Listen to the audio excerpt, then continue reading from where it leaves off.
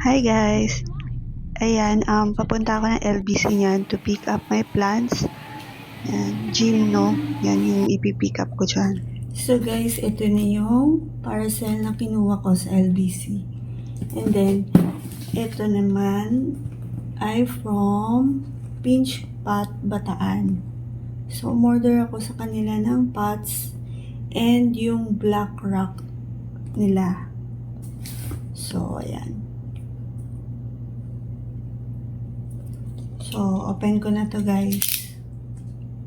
It's my life.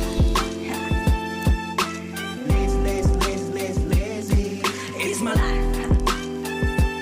I got dirty. It's my life. I want shopping. It's my life.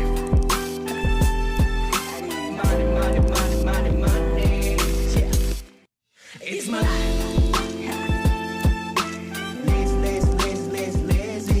It's my life. I got dirty. It's my life. I want shopping. It's my life. Money. Yeah.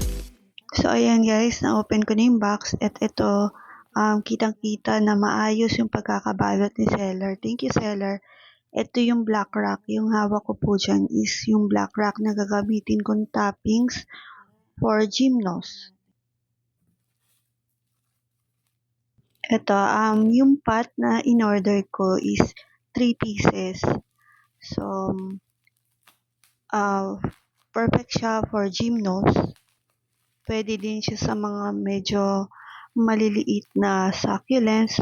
Pero yon binili ko talaga siya for my Gymno Caliciums. Ang nag-deliver nga pala nito is, ang gamit nila is JMP.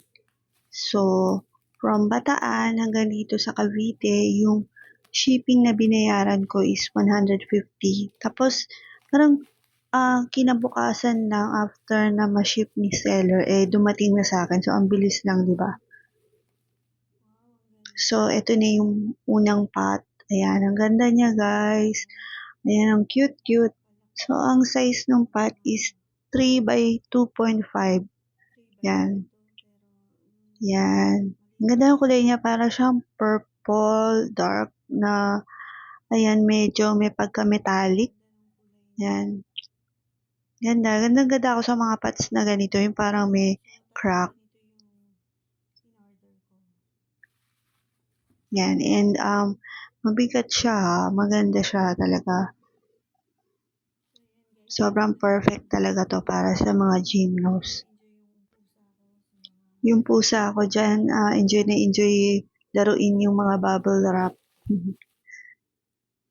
Ayan guys, siya nga pala si Kisses. So, lagi nyo siyang nakikita ngayon sa mga vlogs ko. And then guys, ito yung black rock. Ayan siya. So, yung in-order ko, parang 3 sizes meron si seller. So, yung in-order ko is yung pinakamaliliit. Ayan, pinakamaliliit na size. So, ito, kalahating kilo to, 250 pesos. So, ayan guys, yung itsura niya sa malapitan. Ayan. So, napakakintab nitong mga bato na to. Perfect talaga to pang toppings.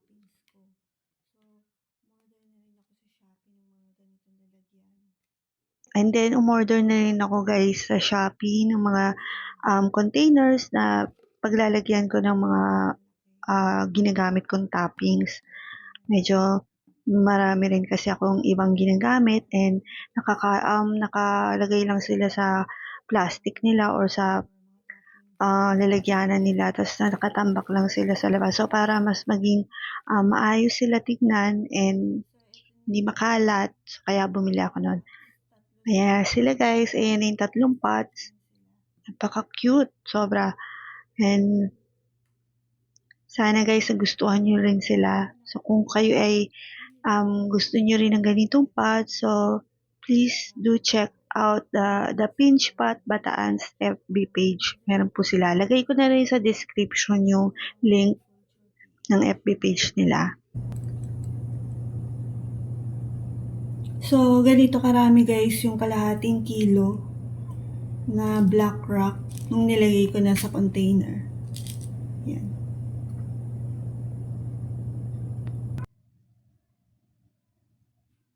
Ito naman yung second box. Ayan.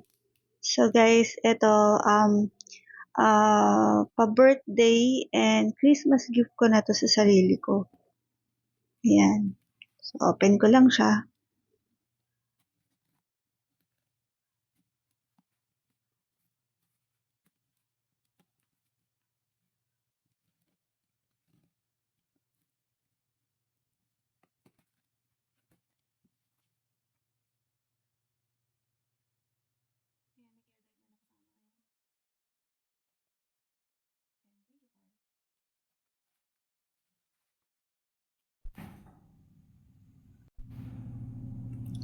So, ito na guys, yung mga gymnos from Plant Culture PH. Na-unwrap ko na yung 4. So, meron silang care guide na kasama ngayon. Ayan. And of course, yung thank you card. Yan. So, ito yung una kong na-unwrap. Grabe, ang sakit talaga makatusok ng tinik nila. Yan. Yan yung roots. Halo-halo rin yung color niya.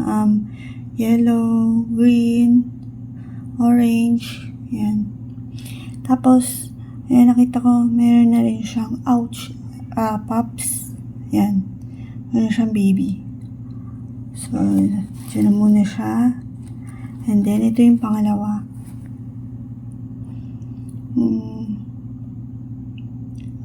Ganun din, yellow, green,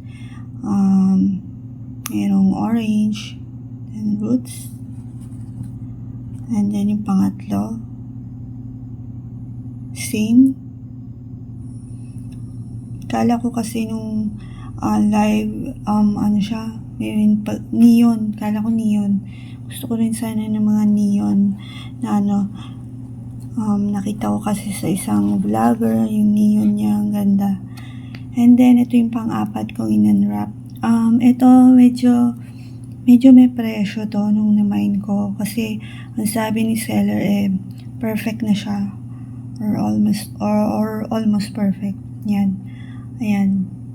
Ganda niya. Ang pink na may brown na may purple. Yan. Ganda niya, di ba guys? Ayan yung roots niya. And then, ito naman yung pang-5 na i-unwrap natin. So, hindi ko alam kung meron akong na-mine. Hindi. Wala akong na-mine na orange. Parang yung orange na may pagka brown. Yung parang toffee color yan. Gusto ko yun. Kaya lang medyo mahal yung nakita ko ng live selling. So,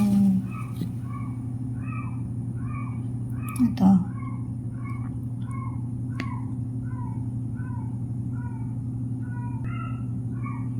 Yan. Ito daw red. So, mukha bang red guys? Ayan. Yan yung red. So, meron pa ako isang red na mine na mas malaki dito. So, tingnan natin guys.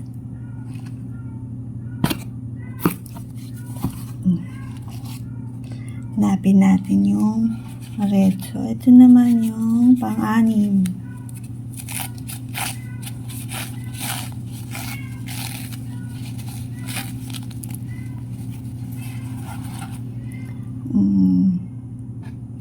Ano ito? Parang pink. Pink na naman or peach. Ayan, ganda niya. Naalala ko na ito yung ang ganda niya ng live selling talaga. Ang kintab. Ang kintab niya. So, cute ako.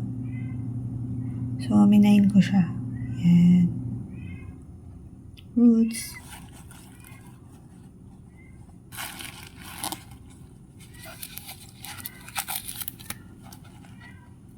Ayan yung ating pang-pito. Okay. Ayan, liit niya. Ayan, ang liit. Ayan, ito parang green and light green, pero sa ilalim, pagka peach yung kulay niya, yung roots niya. Cute, ang liit. And then, ito pang 8.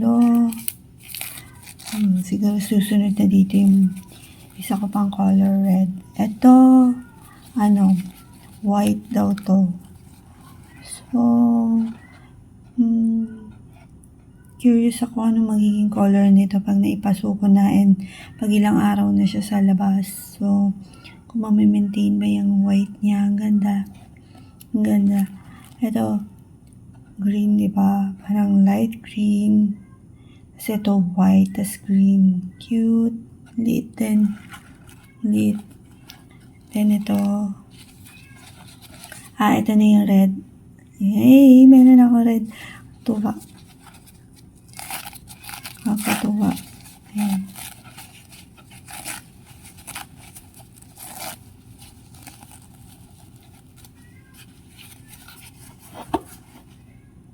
Ayan, ang ganda. Ito, 7 ribs. 1, 2, 3, 4, 5, 6, 7. Ganda. Ang ganda niya, guys. The roots. Ang ganda guys. In love ako dito sa red na to. Sana mag-perfect siya, no? Hindi ako sure eh. Hindi ako marunong tumingin kung magiging perfect ba yan in time. Pero sana, kasi yan, mga red naman siya. Yan, may red siya. Diba? Ganda.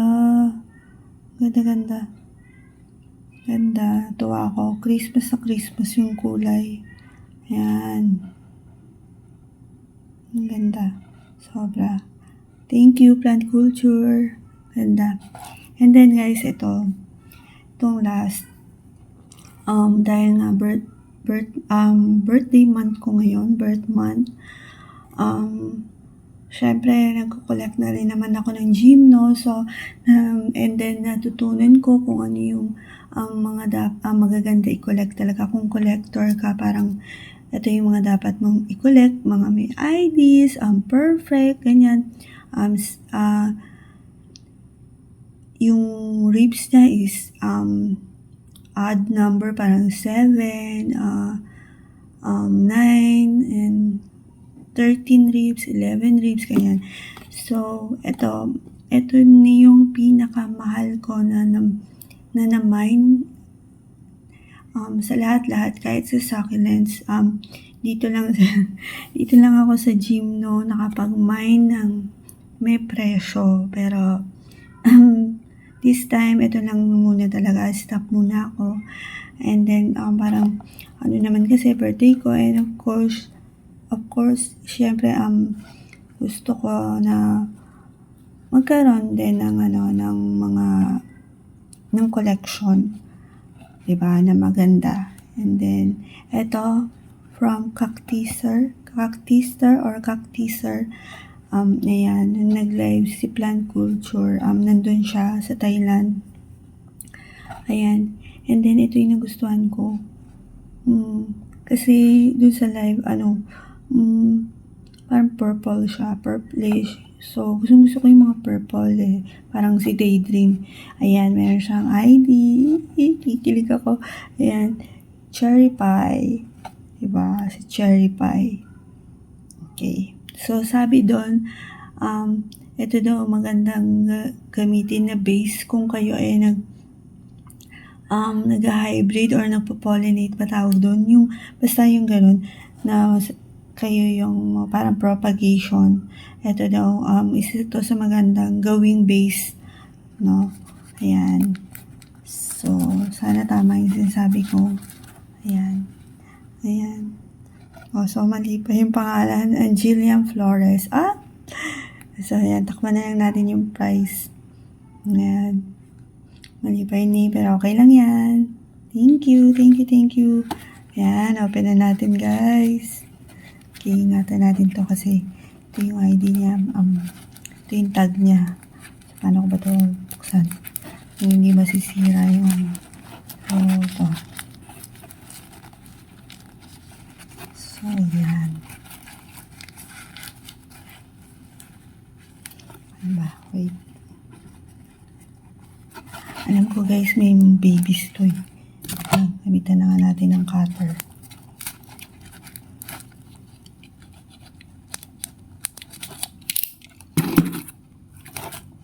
Ayan. Yee! Ayan na. Maliit lang siya. Ayan guys, pero hopefully, syempre lalaki siya sa atin.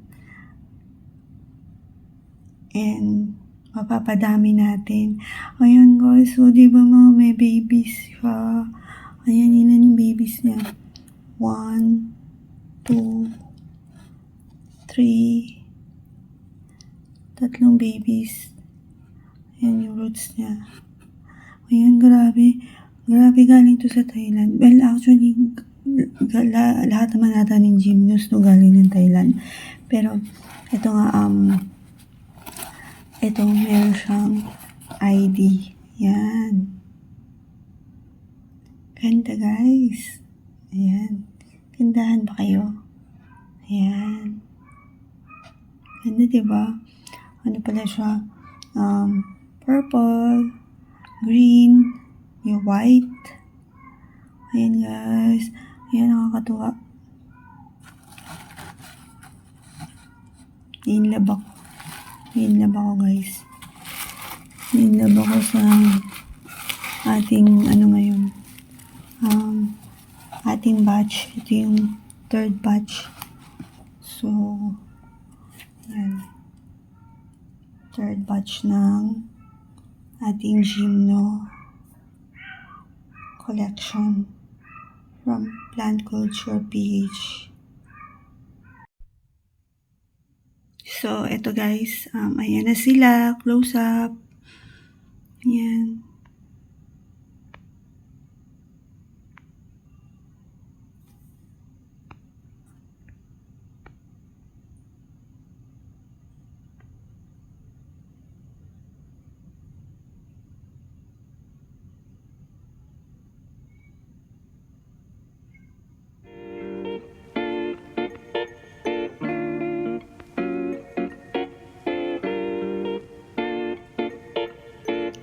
So, yun lang guys. Thank you sa pagsama sa akin sa pag-unbox ko.